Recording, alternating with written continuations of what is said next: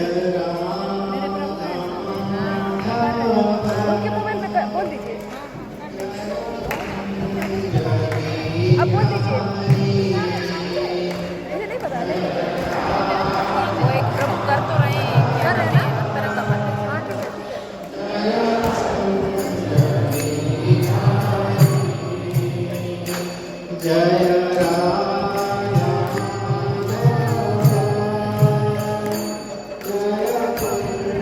इसके बच्चे को कह देना बच्चों को मेरे सामने। वो खुद करेंगे जैसे करेंगे।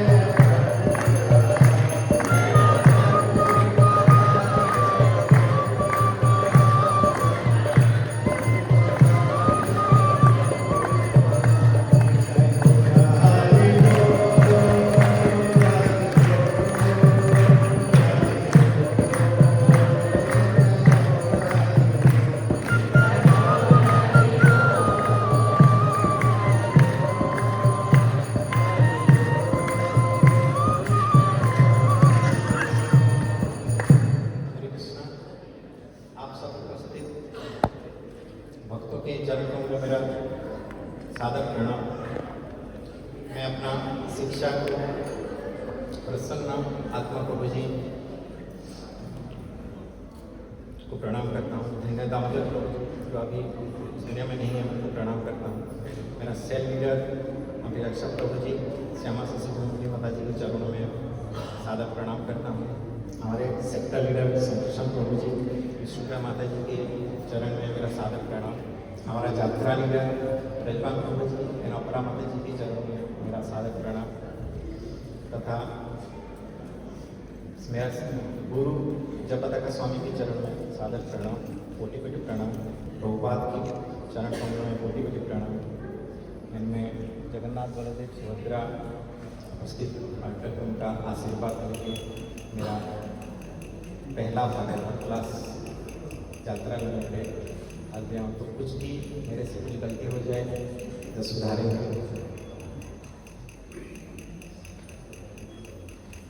नारायणं नमस्कृत्यं नरं चैव नरोत्तमं देवीं सरस्वतीं व्यासं ततो जयमुदीरये।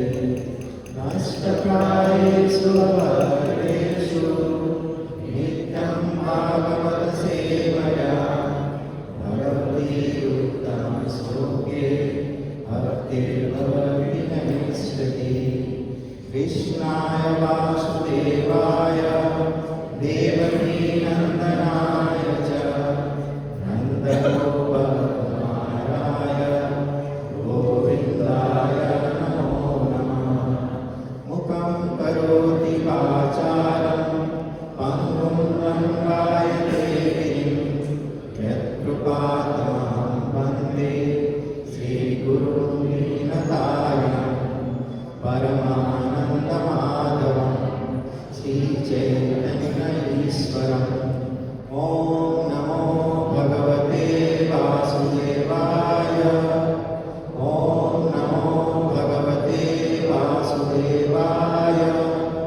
ॐ नमो भगवते वासुदेवाय। तो आज का भागवतम Canto 8, Chapter 16. उनको उधर दिखता नहीं है। हाँ।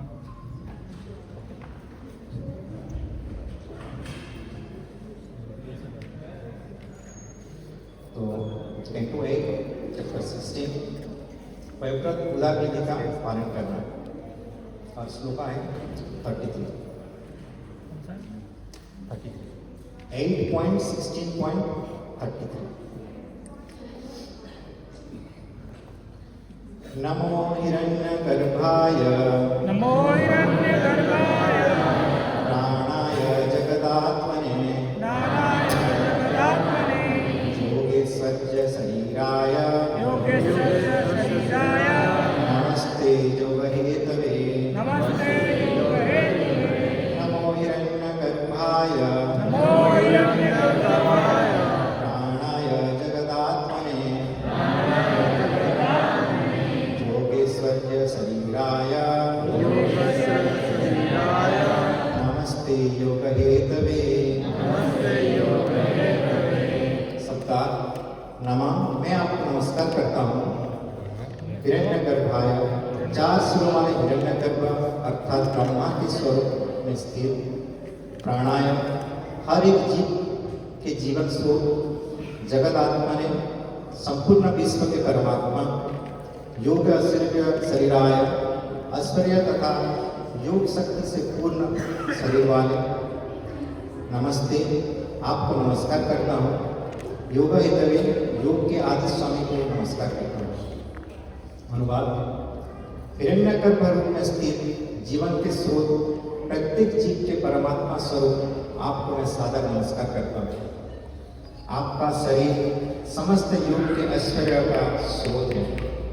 मैं आपको सादर नमस्कार करता हूँ। ओम ज्ञानतिमिरन्धस्य ज्ञानञ्जनशलाकया चक्षुरुन्मीलितं येन तस्मै श्रीगुरुवे नमः। नमो विष्णुपादाय कृष्णप्रेष्ठाय भूतले स्मृते जयप्रतापास्माकं नामिने नमस्ते सन। नमो विष्णुपादाय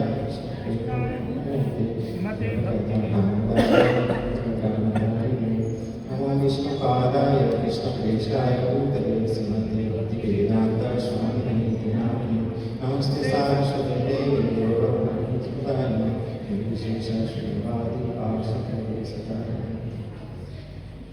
कृष्णा। आज के श्लोक में पर्पट नहीं है, इसका पिछले श्लोक में पर्पट नहीं है और नेक्स्ट श्लोक में पर्पट नहीं है, क्योंकि ये जो श्लोक है इसका पर्पट प्रभुपाद ऑलरेडी पहले के कैंटो में दे चुके हैं। तो बेसिकली मैं आज जैसे एक रिवीजन की तरह करूँगा, mainly second canto and third canto. यहीं पे जो यूज़ किया गया मैं अपना श्लोका में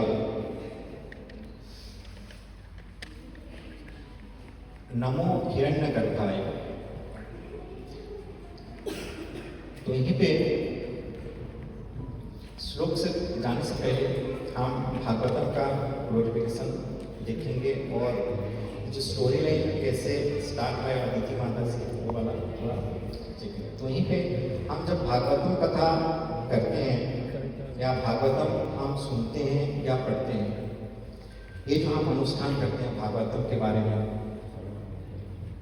तो इसका फल हमें ऐसे ही नहीं मिल जाता जब तक हम शुद्ध भक्ति के स्तर पर नहीं जाते।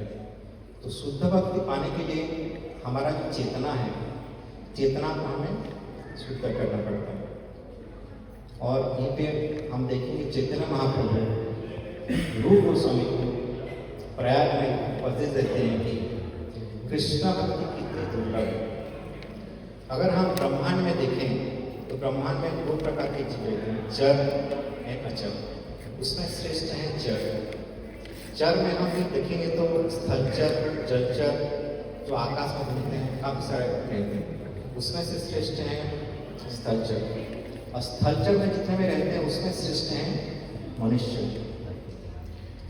मनुष्य में अगर देखते हैं तो मनुष्य में काफी मनुष्य जो वैदिक संस्कृति का ज्ञान होता ही नहीं है, उसमें से कुछ लोगों को वेदों का ज्ञान, वैदिक शास्त्रों का ज्ञान रहता है।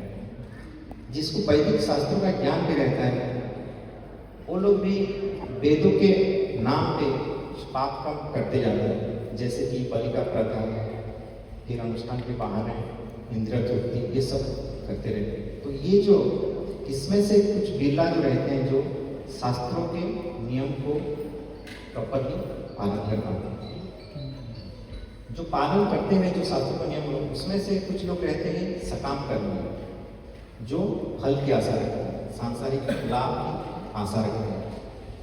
लेकिन उसमें से कुछ रहते हैं जो मोक्ष प्राप्ति का अभिलाषा करते हैं। उसमें से अगर हम देखेंगे फिर काफी मनुष्य जो परमात्मा को पूजा करते हैं, फिर ब्रह्मांड को पूजा करते हैं। तो कोई ना कोई कुछ दुर्लभ मनुष्य रहते हैं जो कि भगवान का प्रसन्नता किसमें है उसको सोच पाते हैं। तो वही भगवान को जो सोचने के लिए भगवान का प्रसन्नता सोचते हैं, उसमें से भी काफी दुर्लभ रहते हैं जो कि भगवान की अहित की अप्रतिहता सेवा करते हैं और भगवान की शरणागत होते हैं। तो ये श्रीमद् भागवतम हमें वही सिखाता है कि हमारा जो कॉन्शियस है, हमारा जो चेतना है, कैसे हम उच्चतर स्वर ले पाएं और भगवान का आश्रय ले पाएं। तभी हमारा ये जो भौतिक इच्छाएं हैं तथा भगवान के प्रति अपना प्रेम भक्ति जागृत हो पाए। तो हमारा सबका उद्देश्य ये होना चाहिए जब हम भागवत को सुनते हैं या पढ़ते हैं। तो आगे हम इसी चैप्टर में देखेंगे पवित्र अदिति माता के। अदिति माता की उद्देश्य क्या है? अदिति माता के उद्देश्य यही है कि अपना जो बेटे हैं उनको उन्हें अपना स्वर्ग प्राप्त हो जाए। यहीं पे अदिति माता चाहते तो उनका प्रेम में भक्ति भगवान के प्रति कर पाते, लेकिन यहीं पे उनका जो पुत्र कष्ट में है, जिनको कि स्वर्ग से निकाला गया है शारीरिक रूप से, वही उनको जैसे कि सोच रहे कि स्वयं को निकाल दिए। वो अपने कुटिया में अच्छी थी, उनको कुछ प्रॉब्लम नहीं हुआ, लेकिन उनका बच्चों को प्रॉब्लम हुआ। तो यहीं पे माता होने के नाते वो अपना कष्ट यहीं पे जा रही है। तो ये भौतिक संसार जो कष्ट का कारण हम बोलते हैं, कष्ट का कारण बाहरी परिस्थितियां उतनी नहीं होती जितनी कि हमारी आसक्तियां होती हैं।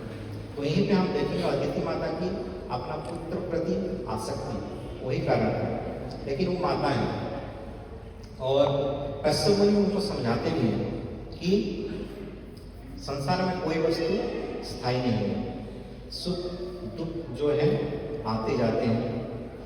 फिर माता बोलते हैं कि नहीं, जो भी हो, मैं कैसे मेरा जो पुत्र हैं देवता लोग उनको उनका स्वर्ग दिला पाऊँ, उसके लिए मुझे जो भी करना है मुझे करना पड़ेगा और इसमें आप मुझे मेरा मदद कीजिए। तो उसके बाद कश्यप मुनि उनको उपाय बताते हैं। बहुत भले ही ये अदिति माता का भौतिक इच्छा था, लेकिन बोलते हैं कि जो भी इच्छा हो आपका, भगवान का शरण लेना चाहिए। अगर हमारा उद्देश्य शुद्ध नहीं है तो भी भगवान का आश्रय लेना चाहिए, जिससे कालक्रम में धीरे धीरे वो शुद्ध हो जाते हैं। तो इसी प्रकार कश्यप मुनि अदिति माता को पयव्रत पालन करने के लिए बोलते हैं, जिसमें हम दो चीज देखेंगे कि कश्यप मुनि जो ये बोलते हैं पयव्रत, वो कहाँ से उनको मिला है? ब्रह्मा से।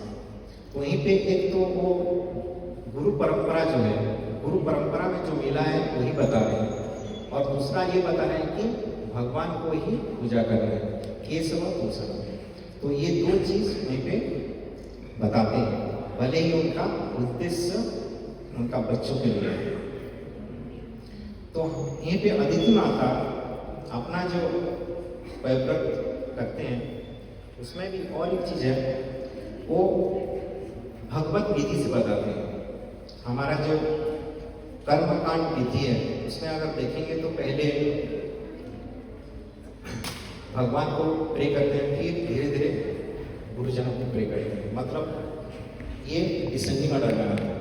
लेकिन पयव्रत विधि जो है, और हम जो विधि का पालन करते हैं, हम कुछ भी देखते तो गुरु परंपरा से लेकर फिर हम ऊपर तक जाते हैं, राइट।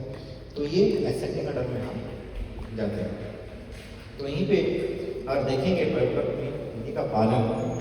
तो अदिति माता पहले पृथ्वी माता को नमस्कार करते हैं, फिर उसके बाद सूर्य, जल, अग्नि तथा गुरु को प्रणाम करते हैं, फिर जो वासुदेव रूप में अपना परमात्मा है उनको प्रणाम करते हैं, और फिर अव्यक्त लास्ट माता जो बोले थे सूक्ष्म रूप में जो हैं उनको जो सांख्य बोला जाता है उनको नमस्कार करते हैं, फिर यज्ञ पुरुष को नमस्कार करते हैं, फिर उनके बाद भगवान का जो अंश स्वरूप है, इसका प्रीवियस श्लोक जो है यहाँ पे वो शिव जी को नमस्कार करते हैं।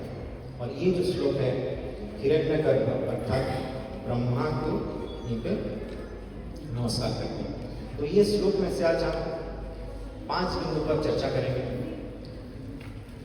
नमो हिरण्यगर्भाय, पहले हिरण्यगर्भ प्राणाय, कैसे वो प्राण रूप में है, जगत आत्मा है, जगत के आत्मा रूप स्वरूप में है, कि योग से शरीर आया, योग ऐश्वर्य शरीर आया, उनका शरीर कैसे योग ऐश्वर्य से भरपूर है, और वो भी योग हेतु, वो हेतु के कारण कैसे ये करते हैं। तो ये 5 बिंदु पे हम यहाँ पे आज चर्चा करेंगे। तो पहले हम देखेंगे हिरण्यगर्भ। तो हिरण्यगर्भ क्या है? हिरण्यगर्भ जैसे हम नॉर्मल में समझे तो एक गर्भ, हिरण्य मतलब सोना, सोना के मतलब यहीं पे एक चमकीला जो रहते हैं उसी हिसाब से समझा जाता है। और ये जो हिरण्यगर्भ है ये सृष्टि का एक प्रकटीकरण प्रक्रिया है। तो ये एक ही हिरण्यगर्भ हम नहीं समझते। अगर हम देखेंगे शास्त्र में काफ़ी सारा स्टेज है, ये जो सृष्टि है हम यहाँ पे जो जन्म लिए हैं, भगवान इसके लिए कहाँ से सृष्टि की है वो सब हम यहाँ पे देखेंगे। तो ये जो सृष्टि का प्रकरण होता है ये पूरी तरह से प्रकृति जो है भगवान के बहिरंग से जो कि पोटेंशियल एनर्जी है उसको उपयोग करके अपना जो आत्मा है, जो आत्मा वगैरह हम खुद आत्माएं बोलते हैं, उनको कैसे उपयुक्त शरीर, वो शरीर को रहने वाला स्थिति, उनको सुविधाएं जो प्रदान होती है, वो सब के बारे में ये प्रकटीकरण है।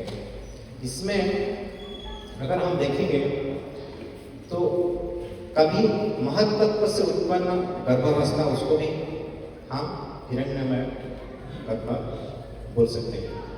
फिर वह उसके बाद ये जो ब्रह्मांड है, ब्रह्मांड का स्वर्ण अंडाकृति जो होता है, उत्पन्न होता है ब्रह्मांड, जो कि निवास स्थल है, उसको भी हिरण्यमय बोला जाता है।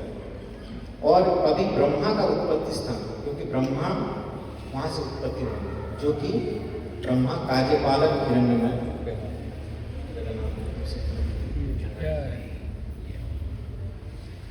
तो ये सृष्टि का उत्पन्न क्यों हुआ, ये हम अगर देखते हैं तो कृष्ण भूलिया जो भोगवांछा करें, हम भोगवांछा करने का अभिलाषा रखें, उसीलिए भगवान को ये सृष्टि उत्पन्न करना पड़ा। अगर आत्मा को हम देखेंगे तो आत्मा का स्वरूप जो है वो हमेशा सच्चिदानंद आनंद, वो भी आनंद अनुभव करना चाहते हैं।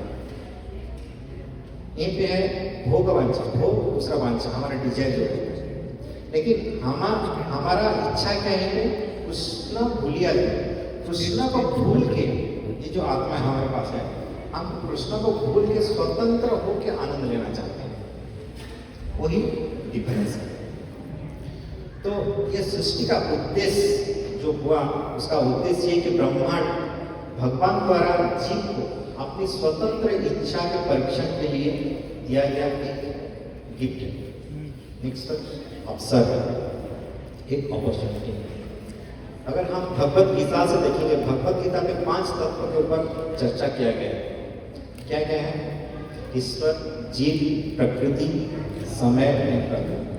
तो इसमें अगर देखेंगे ईश्वर, जीव, प्रकृति और समय, ये सारे एटर्नल दिव्य।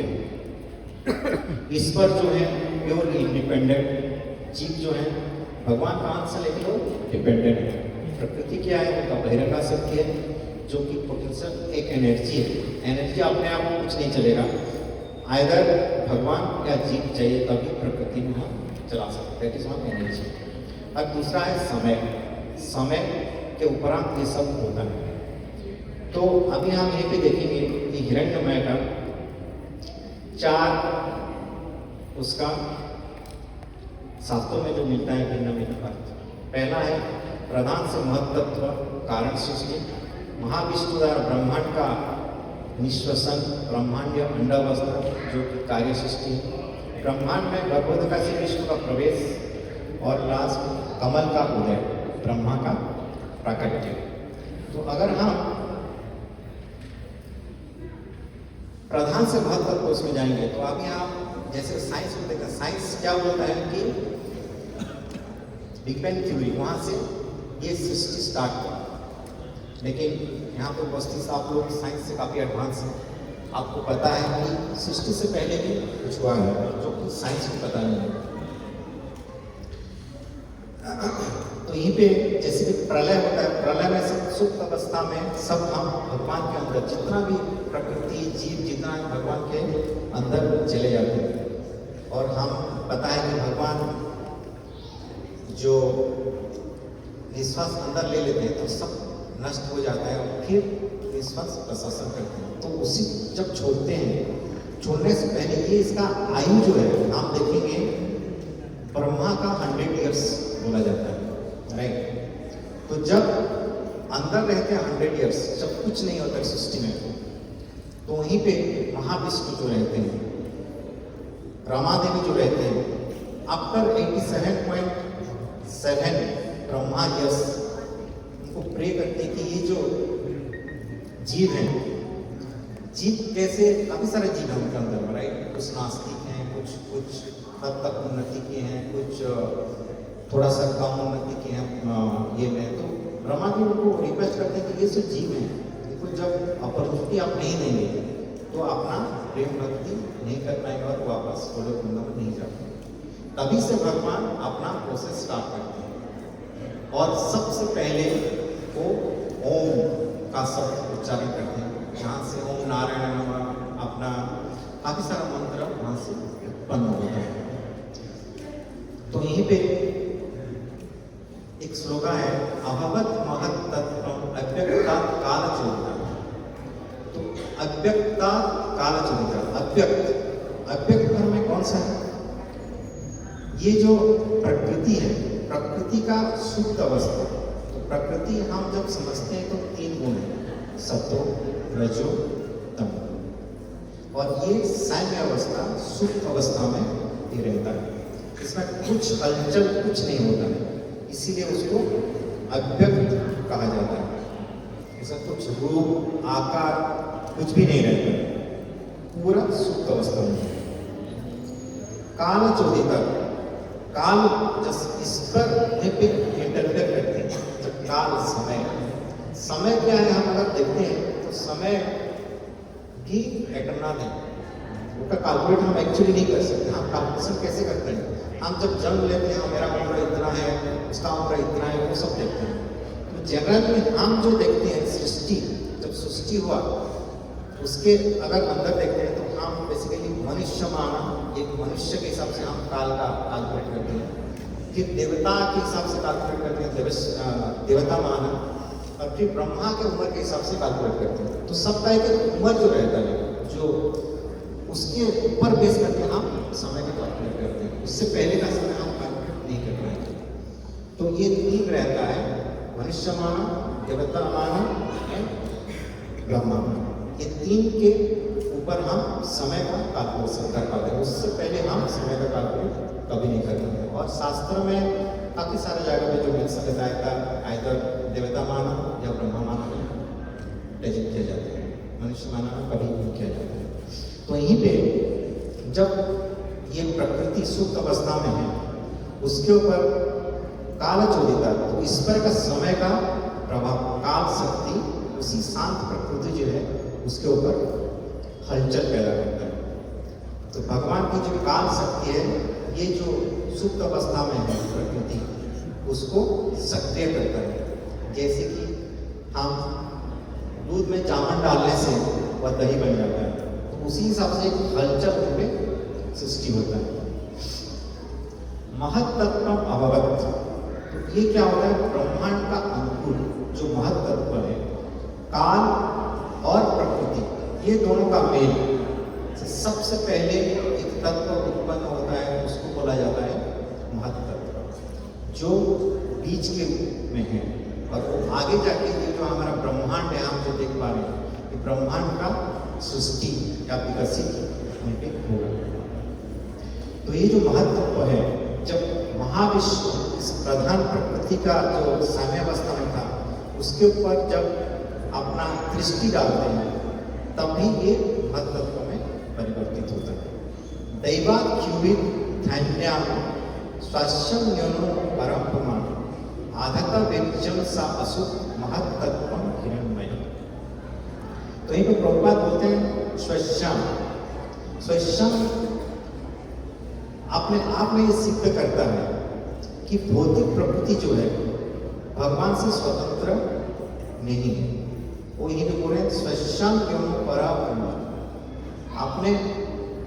अपने ही योनि में है, भगवान की योनि में। और यहीं पे आदत्त बीज युक्त बीज वहीं पे वो स्थापित करते हैं। महत्तत्व हिरण्मय, तभी वो महत्तत्व का उद्गम होता है, जो कि सुनहरे वर्ण में थे। सो जैसे कि यहीं पे भगवान विष्णु शुरुआत करने के माध्यम से जो उनका एक्सटर्नल पोटेंशियल प्रकृति उनके ऊपर जीव का स्थापित करते हैं, उनके हलचल पैदा करते हैं। तो ब्रह्मांड का यह सुनहरा बादल, जो बादल आकार में, ये पूरे ब्रह्मांड में एज ए रॉ मटेरियल फैल जाता है, जिसमें जीवों की बुद्धि सूक्ष्म रूप में स्थित है। कुछ उसमें अभी तक कुछ शुरू नहीं हुआ, सूक्ष्म रूप में सब कुछ स्थित है। तो और इसको हिरण्यगर्भ भी कहा जाता है। क्यों?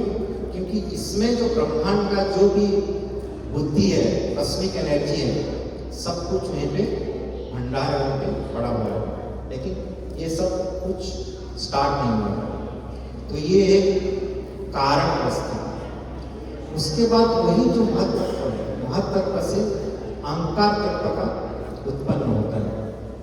जो जनरली हमारा ये जो हम अहंकार मैं बोलता हूँ वो नहीं है, एक्चुअली ये अहंकार अलग सब तत्व है, लेकिन वहाँ से लास्ट में ये हम जो हम बोलते हैं वो सब ये होता है। जब अहंकार आता है, जो महत्तत्व जो है, महत्तत्व बहुत सारा जो हम 5 ज्ञानेंद्रियां, कर्मेंद्रियां, तन्मात्रा, महाभूत ये सब बोलते हैं, वहाँ से धीरे धीरे उत्पन्न होता है। टोटल कभी कभी 23-24 ये पे मेंशन किया जाता है शास्त्र में, उतना तत्व क्रिएट हो जाते हैं। सब अलग अलग पृथक अवस्था में है।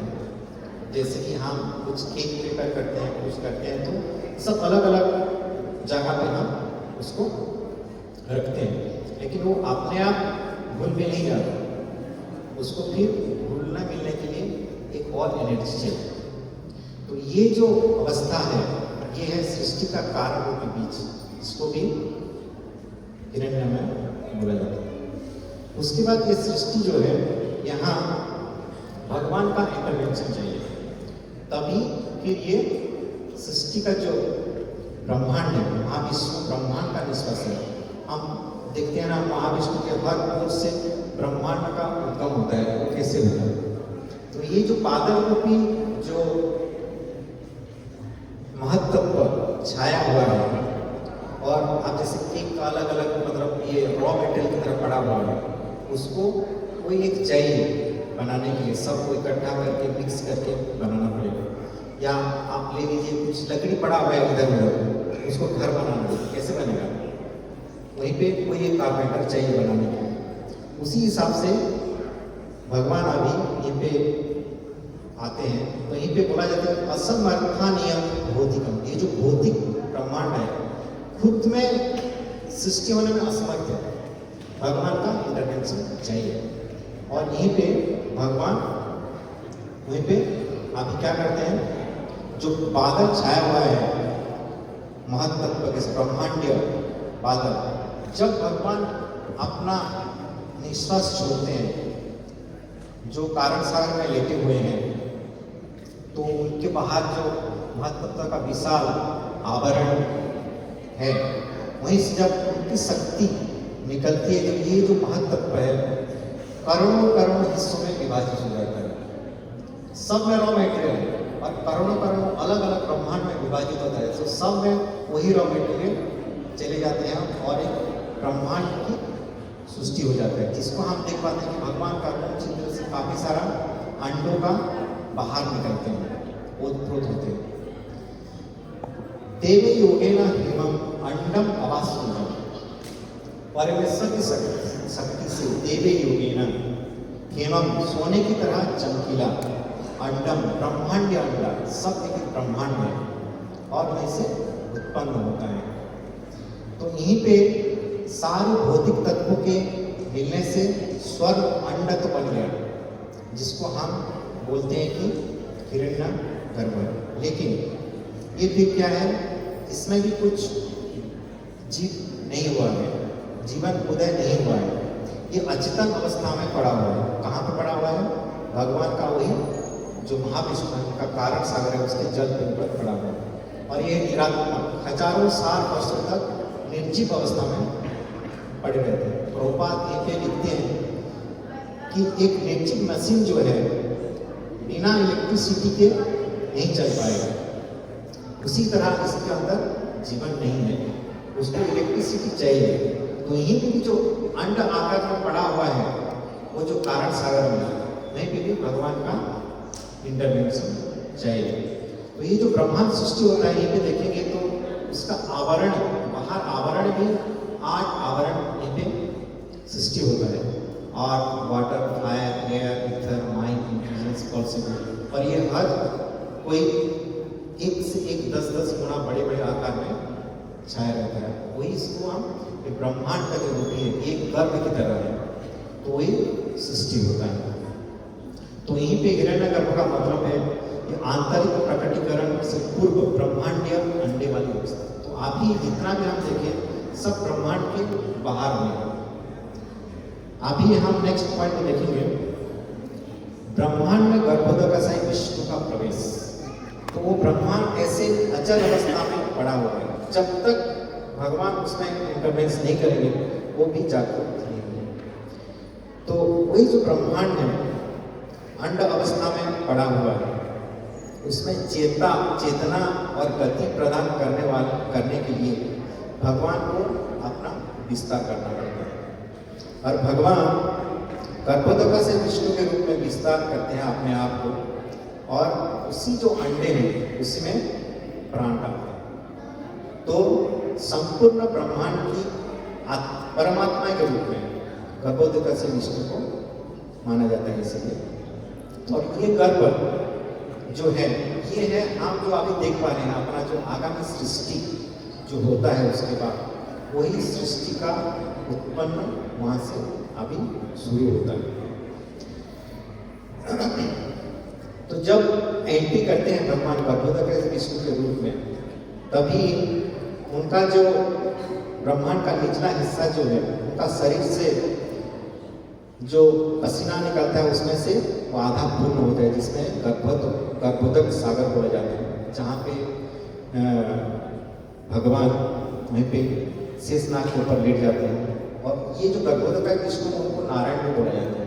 क्यों? क्योंकि ये जो जल है नार बोला जाता है और आयन उनका निवास नहीं है, इसलिए वो नारायण भी बोला जाता है।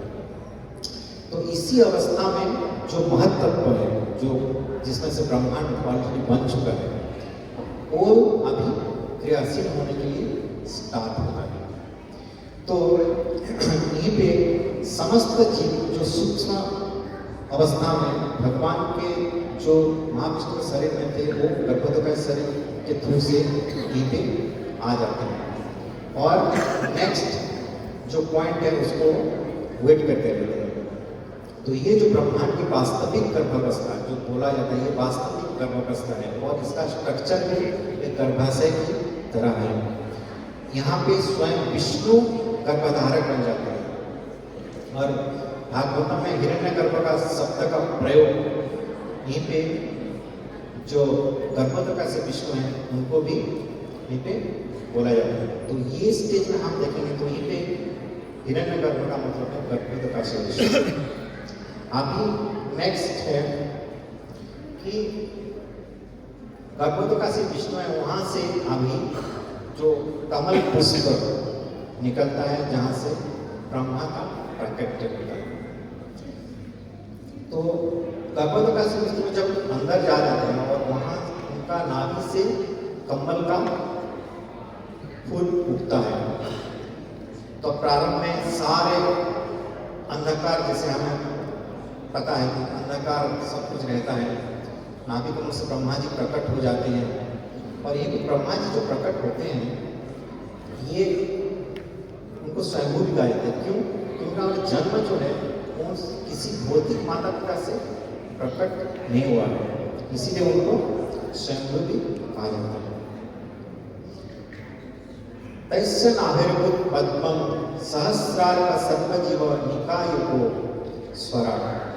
तो यहीं पे तैस्य नाभिर्भूत उसी भगवान का नाभि से प्रकट हुआ क्या? पद्म, पद्म का फूल जो कि सहस्रार हजार सूर्यों के समान तेज वाला, सर्वजीवों निकायों जो समस्त जीव का निवास स्थल है। कौन सा?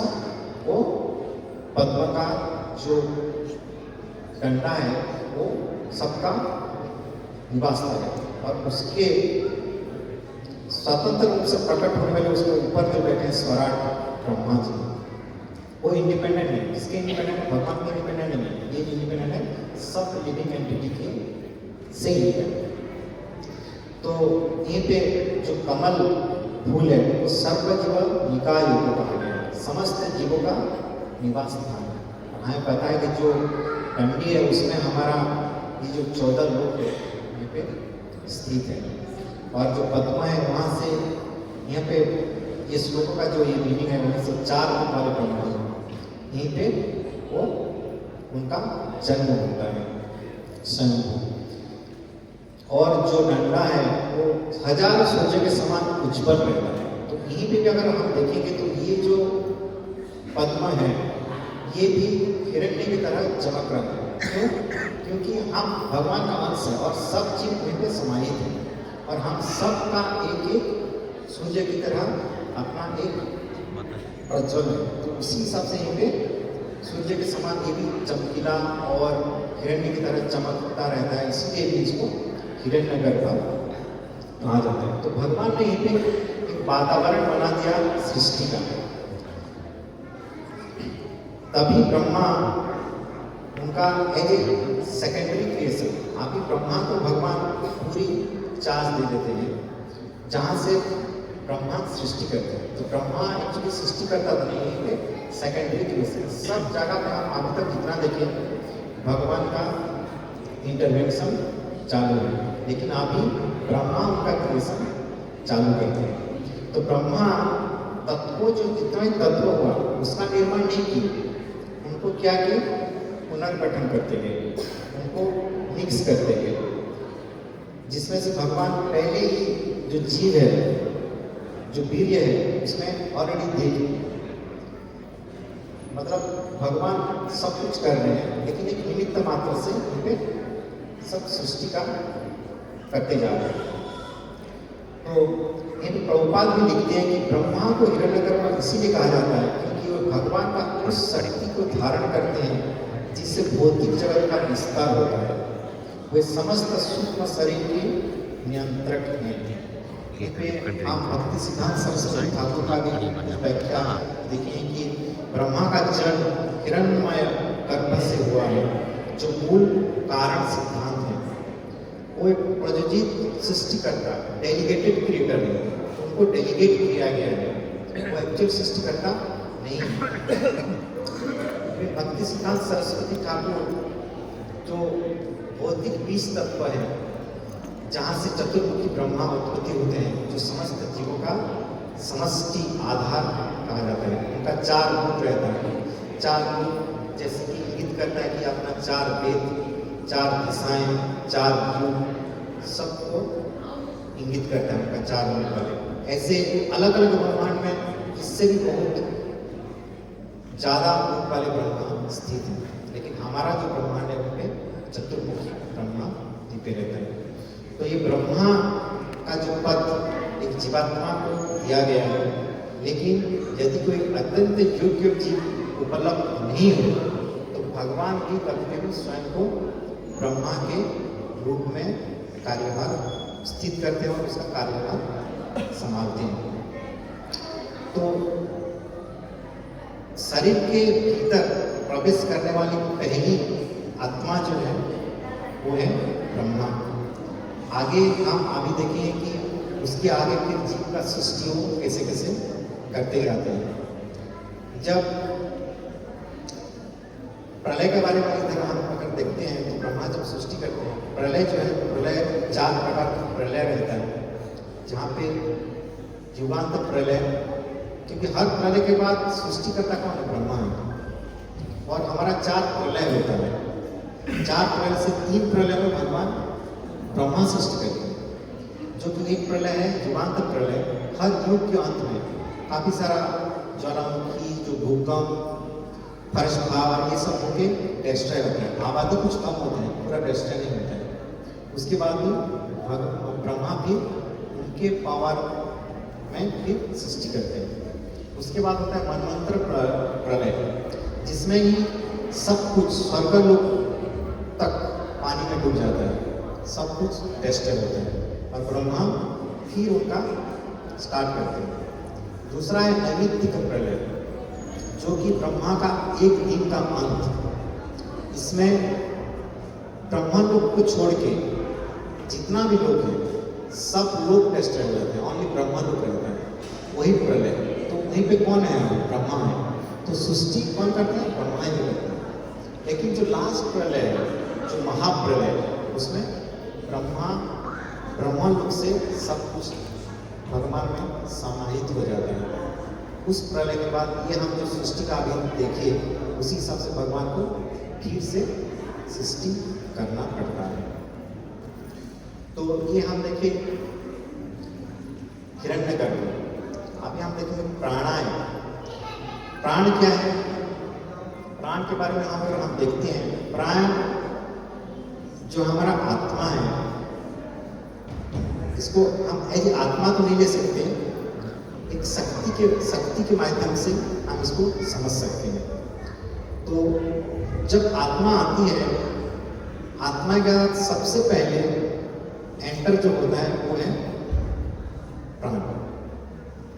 प्राण रूप में शरीर में आता है, तभी हमारा आत्मा वहीं पे टिका रहता है। तो ब्रह्मा जी को वहीं पे प्राण के रूप में भी कहा गया है कि ब्रह्मांड का वो प्रथम जीव है। ब्रह्मा जी इस ब्रह्मांड की समष्टि प्राण, तो सब ब्रह्मांड जितना है सबका समष्टि प्राण के हिसाब से भी उनको लिया जाता है। और जो प्राण जो हमारा शरीर में आता है, ये 3 प्रमुख शक्तियों को संचालित करते हैं। वो सब क्या है? हम जब शरीर में जो प्रतिकूल परिस्थिति रहता है, उसको जो हम रोकते हैं, जिसको बोला जाता है ओजस, प्रतिरोधक शक्ति। दूसरा है जो आवश्यक पदार्थ रहता है उसको हम ग्रहण करते हैं, उसको बोला जाता है सहस।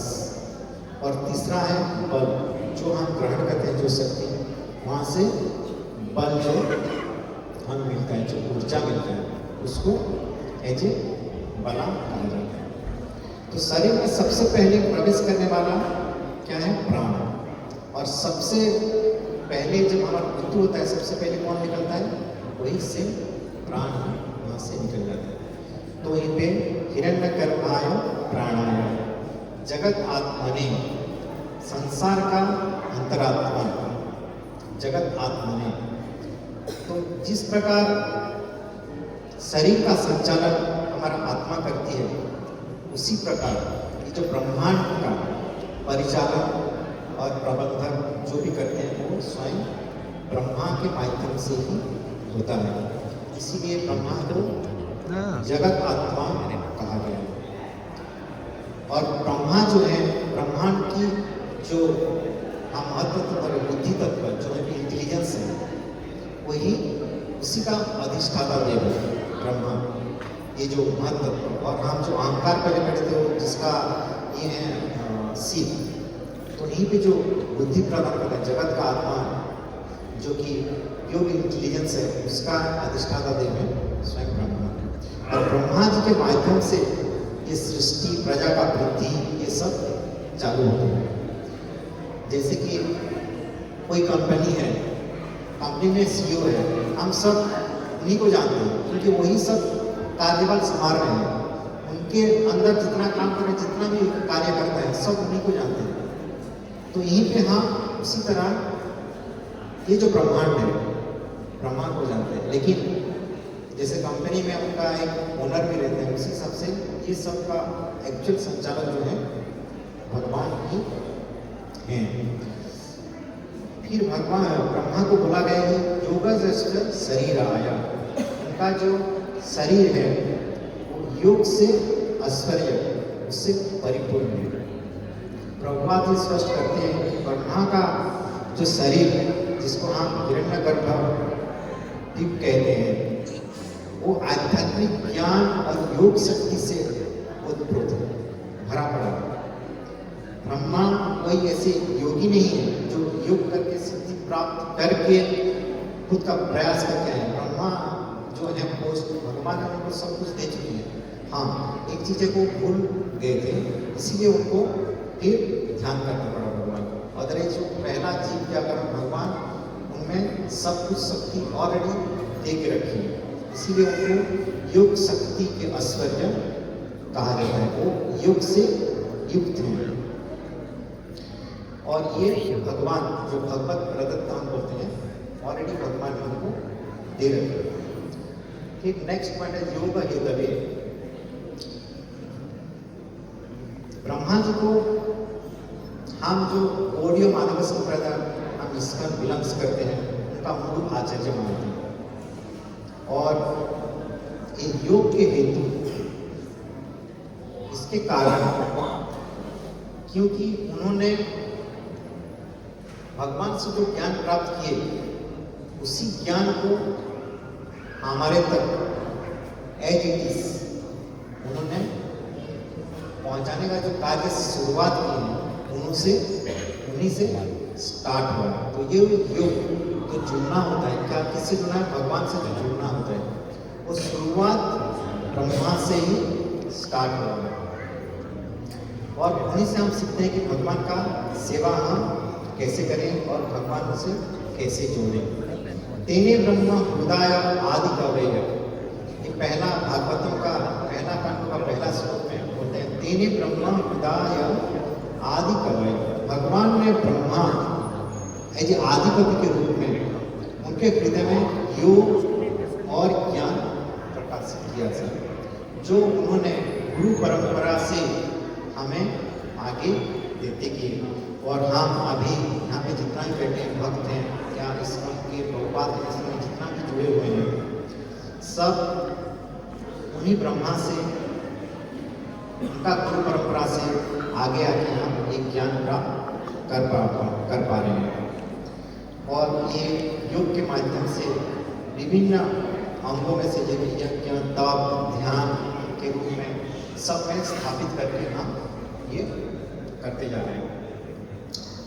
तो ब्रह्मा जी, प्रभुपाद जी बोलते हैं कि ब्रह्मा जी जो है योग पथ के निर्माता, जो हमारे लिए पथ ऑलरेडी क्रिएट कर चुके हैं, जो योग का भगवान से जुड़ने का जो पथ है उसका निर्माता है। लेकिन उसका फल देने वाले, जो हम भगवान के साथ योग हो जाएंगे उसका फल डालने वाले स्वयं भगवान है। तो ब्रह्मा जो है हमारा जो पथ वो निर्माण कार्य में लग जाते हैं, जिससे हम अभी भी वही हम जो बोले कि हम उसी परंपरा में आके भगवान से जुड़ पाते हैं। उनका दिया हुआ ज्ञान के माध्यम से हम पाते हैं। तो सृष्टि के प्रारंभ में ब्रह्मा जी जैसे अकेले थे, चारों ओर अंधकार था, वो ज्ञान उसमें भरपूर पड़ा था, लेकिन वो ज्ञान का अभिव्यक्ति वो खुद नहीं कर पा रहे थे। तभी वो उन्होंने पहले हमें जैसे पता है कि तप करके उन्होंने तप चालू किया। हजारों वर्षों तक अपना सब कुछ इंद्रियां और प्राण को रोककर बहुत तप किया। तप करने के बाद जो उनके पास जो ज्ञान था ऑलरेडी वो पहले से समाहित था, उसका धीरे धीरे उदय हुआ, जिसके लिए हम जो शरीर वो बन गए। फिर भगवान ने उसी में उनके तप में प्रसन्न होकर उनका हृदय जो जगत आत्मा ने बोलते हैं ब्रह्मांड की आत्मा के हिसाब से उनको संचार किया। फिर उन्होंने उनके प्राण और योग शक्ति के मानस पुत्र जो हैं वो धीरे धीरे ये जीव का सृष्टि करते गए, और उसी हिसाब से ये अपना सृष्टि आगे बढ़ता गया। तो ये जो हम देखेंगे कि हिरण्यगर्भ जो है भगवान का जो इच्छा के अनुसार अलग अलग सृष्टि का स्टेजेस है, उसके हिसाब से ये प्रकटीकरण होते आए हैं, और लास्ट में ब्रह्मा आते हैं और ब्रह्मा ये सृष्टि करते जाते हैं। तो ये जो हमारा पयव्रत विधि का जो पालन कर रहे हैं अदिति माता भी भगवान को प्रसन्न करने का जो विधि अपना पति से, उनको जो गुरु भी मानते हैं, गुरु की कृपा से वो शिक्षा ले जो भी ले, तो वो भी उसी प्रोसेस में जैसे हम देखेंगे धरती माता से लेके धीरे धीरे भगवान के पास स्तुति करते हैं। हम आगे जाके उसी चैप्टर में हम देखेंगे लास्ट में भगवान का जो ओम स्टार्ट हुआ था ओंकार मंत्र तक वो पहुंच जाता है। भले ही वो एज आर्त माता लास्ट में आर्त के हिसाब से गिनी जाती है, क्योंकि कोई ज्ञानी लेवल में नहीं थे। भगवान ज्ञानी को पसंद करते हैं, लेकिन वो आर्त लेवल पे थे। लेकिन आर्त अर्थात जिज्ञासु भी ज्ञानी बन सकते हैं और हम योग भक्ति भगवान को कर सकते हैं। तो उसी हिसाब से अदिति माता जो प्रोसेस में प्रयास किए, धीरे धीरे आगे जाकर उनका भगवान प्राप्ति हो ही जाता है। भले ही उनका स्टार्टिंग में उद्देश्य सही नहीं था, लेकिन डायरेक्ट भगवान का प्रयास था, इसीलिए उनका धीरे धीरे जो प्रयास था वो भगवान का प्राप्ति कर पाए। तो इसी कलयुग में भगवान कृष्ण को प्राप्त करने के लिए हम जो ये ब्रह्मा का परंपरा कथा देखिए गुरु परंपरा में हरिनाम महामंत्र प्राप्त करते हैं और हरिनाम से हम अपने आप को शुद्ध करते हैं। बोला जाता है कि ब्रह्मांड भ्रमिते को भाग्यवान जीव गुरु कृष्ण प्रसाद पाए भक्ति रजा लता बस। तो हम गुरु के थ्रू से ये मंत्र प्राप्त करते हैं और ये मंत्र का शक्ति इतना रहता है कि हमें इनको ज्ञान नहीं रहता। ये मंत्र का शक्ति अगर हम समझने के लिए कोशिश करेंगे, जो शास्त्र में कुछ मंत्र रहता है ये ऐसे मंत्र नहीं बन जाता है और ये ऐसे फलदायी मंत्र ऐसे नहीं बन जाता है। जो मुनि ऋषि जो रहते हैं, जो भी कोई भी मंत्र रहता है, उसी मंत्र को शुद्ध करने के लिए, उसको पवित्र करने के लिए, उसको पावरफुल करने के लिए करोड़ों करोड़ों बार जपा करते हैं। वही जप करने के बाद ही वो मंत्र जाके सिद्ध होता है और वही सिद्ध मंत्र फल देने के लायक हो जाता है। तो उसी हिसाब से हमारा जो हरे कृष्णा कृष्ण कृष्ण हरे हरे राम, ये जो मंत्र है ये मंत्र भी ऐसे है, इसको भी करोड़ करोड़ बार उच्चारण करके उसमें भगवान का जो फल देने वाले हैं उसमें भक्ति मात्रा से भरा पड़ा है। लेकिन जब गुरु शिष्य परंपरा से हम जाते हैं, गुरु से हम जब ये जो मंत्र प्राप्त करते हैं, तो हम गुरु के पास आने के बाद हम जब मंत्र का उच्चारण करते हैं तो तभी हमें इसीलिए इमीडिएट उसका लाभ मिल पाता है, क्योंकि ये मंत्र ऑलरेडी सिद्ध हो चुका है और वही अनुभूति और साक्षात्कार का प्राप्ति हमें जीरो होता है। इसलिए हमें जो मंत्र उच्चारण है, जो ऑलरेडी उनमें भगवान का शक्ति भरा पड़ा है, उसे हमें प्रॉपरली और ध्यान देके जपा जो हम करते हैं उसी हिसाब से हमें करना चाहिए और ये गुरु परंपरा से हमें ये मिल पाता है। श्रील प्रभुपाद बार बार बताते हैं कि गुरु अपना शिष्य को जो मंत्र प्रदान करते हैं केवल एक शब्द ध्वनि नहीं है, ये अपनी अनुभूति या परंपरा की शक्ति भी उसमें रहता है जो हमें प्रदान करते हैं। इसी कारण गुरु कृपा से शिष्य को जो मंत्र मिलता है वो तुरंत ही हमारा आध्यात्मिक उन्नति करने के लिए हमें सहायक हो जाता है। और ये कलयुग में हम हरिनाम कर रहे हैं, हरिनाम का महत्व बहुत है। हम जैसे अभी सृष्टि का हम देखें, अलग अलग भगवान ने अलग अलग स्वरूप लेके काफ़ी सारे स्वरूप लेके सृष्टि की है। हमारा भोग वांछा ये करने के लिए, भोग वांछा जो है हमें एक्चुअली जो रियल में हमारा आत्मा का जो भोग करना है उसी स्थिति को जानना है। लेकिन भगवान में कितना सारे शक्ति अलग अलग, उसी हिसाब से ये जो हमारा हरि नाम है इसमें काफ़ी सारा शक्ति, काफ़ी सारा स्वरूप भगवान का जुड़ा हुआ है, अंतर्निहित है। उसी भाव में हम ये हरि नाम का जाप करते हैं। हरि नाम तू स्वरूप, हरि नाम तू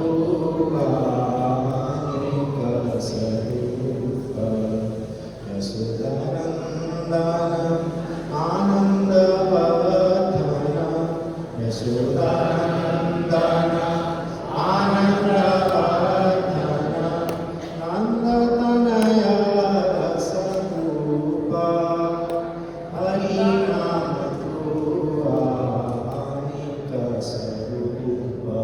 तो ये हरिनाम में भगवान का बहुत सारा स्वरूप, ये भक्ति विनोद ठाकुर का लिखा हुआ है जिसमें अपना सारा स्वरूप भर दिए हैं और जिसमें हमारा वहीं से ही हम जो आत्मा का रियल जो उद्देश्य है, वो जो सच्चिता आनंद बोलते हैं, वही हम प्राप्त कर सकते हैं। हरे Krishna.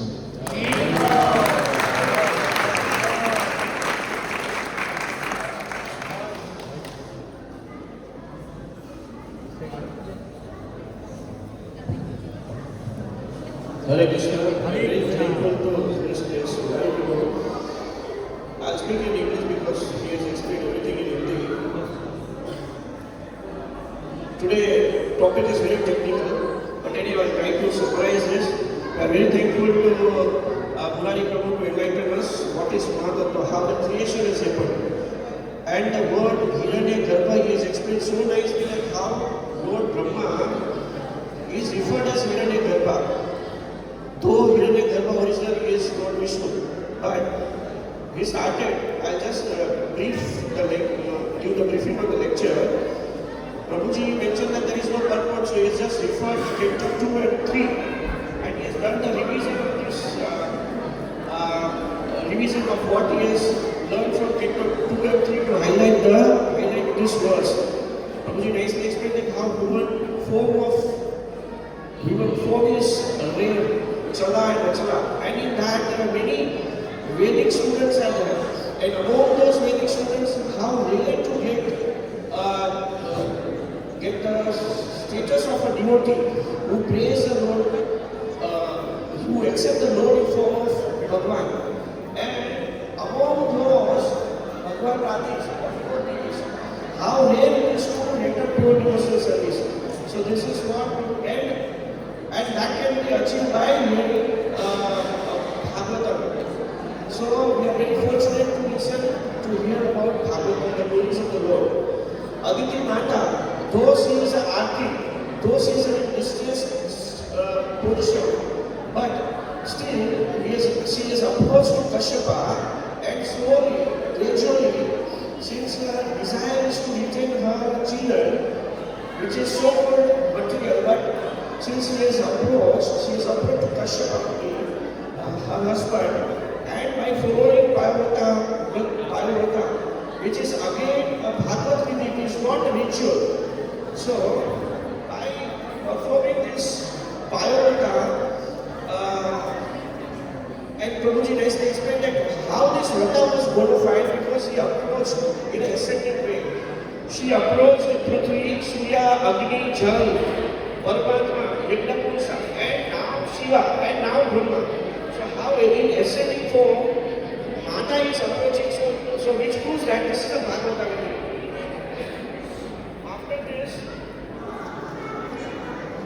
After this, Prabhu split this lecture into 5 parts. One is Hiranyagarbha, explaining Hiranyagarbha, Jagat, Atmana, Yoga, Hidave, Pranaya, and Yogeshwara. Hiranyagarbha, he explained the Pradhan, how Pradhan is in inactive form, in separated form, and Brahma, and it is created into Mahatattva. So first is Pradhan, then it becomes Mahatattva. But Mahatattva is still inactive. So Brahmanda, and the Brahmanda is form. Brahmanda is in golden color, in yellow color, so it is named as a Hiranya.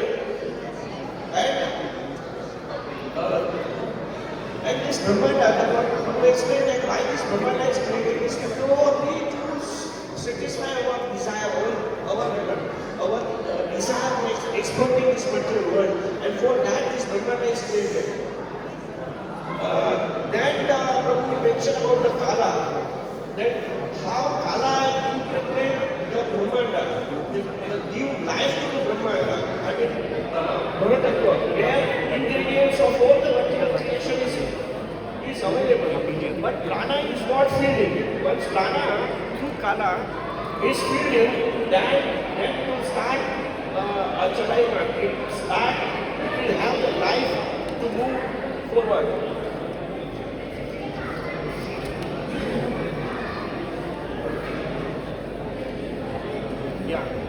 Then the Brahma's incarnation, Prabhuji explained that how this Brahmanda is created.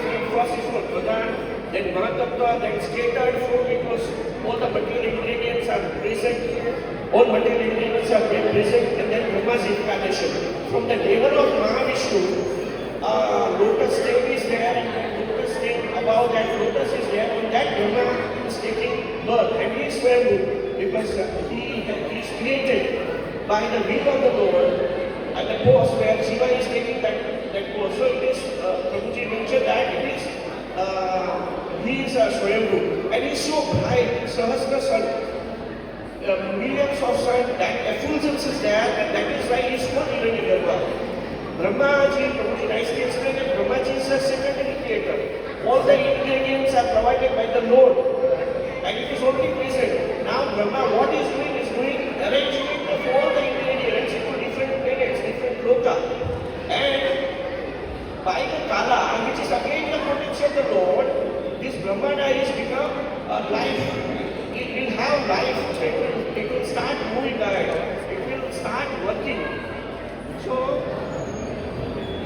Srila Prabhupada also mentioned that Brahmaji is called Hiranyagarba because he takes the power from the Lord, and that's why Brahmaji is also called Hiranyagarba.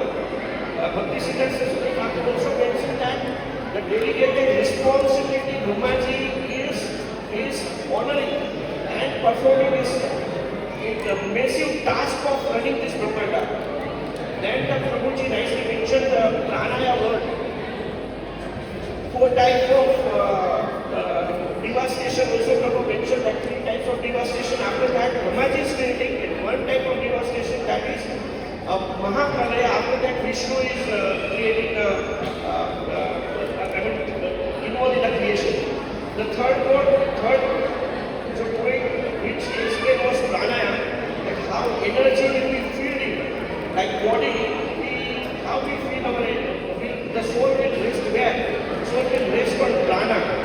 And prana, there are 3 types of energy. Prabhuji mentioned that ojas, sas, and bala.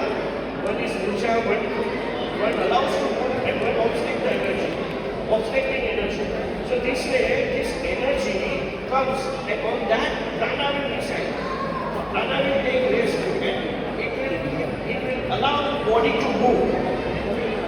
And Buddhi Tattva, Brahma is presiding deity of intelligence. So that is why our Jagat Atmane word also comes in nicely explained that Brahma operates in the restriction of Lord Vishnu. So he is the Atma of this Jagat, but he operates on behalf of Lord Vishnu. Yoga Ishwarya Sariraya. While explaining this word, Prabhuji nicely mentioned that this yoga and Ishwarya given by the Lord, he runs, he maintains, he operates this material world. Yoga Hetave, the final word, the 6th point which Prabhu nicely explained that this yoga transfers by Brahma. Brahma's role is what? To connect all of us, all of conditioned souls to the Supreme Lord. So he connects all conditions. So he is the topmost jiva, and that is why he is a yogi Hetave. He connects all conditions souls to the Supreme Lord. And Brahma Adi Kame, because Krishna has given enlightenment to him through and injected, filled that jnana to the heart of Brahma, and with that knowledge, with that jnana, he connects all the conditioned souls to the Supreme Lord. So this way, he is a yoga path, he creates the yoga path. But yoga phala, yoga reasons, who gives Supreme Lord? So he makes the path ready for us to reach to the Lord, but the ultimate reasons giver is only Supreme Lord. And Prabhu explained that how to connect this philosophy, this knowledge for the pleasure of the Lord. Then he mentioned the importance of the mantra. Mantra is not only a simple group of words, but it is filled with the energy, it is filled with the mercy of the parampara, Guru parampara. So whatever divine mantra is given by the Lord, it gives the empowerment by the parampara. The material world, Prabhu again nicely mentioned that this material world is for our enjoyment. But while doing this enjoyment, we put it into conditioned stage, which is not desirable status for the jiva. So we have to come out from this conditioned stage. That can be done by connecting ourselves in the devotional mood. All of our activities should be doubted to please the Krishna for the pleasure of the Lord, and that only makes us come out from this material world. So this, we are very grateful that this very technical but very important sloka to nicely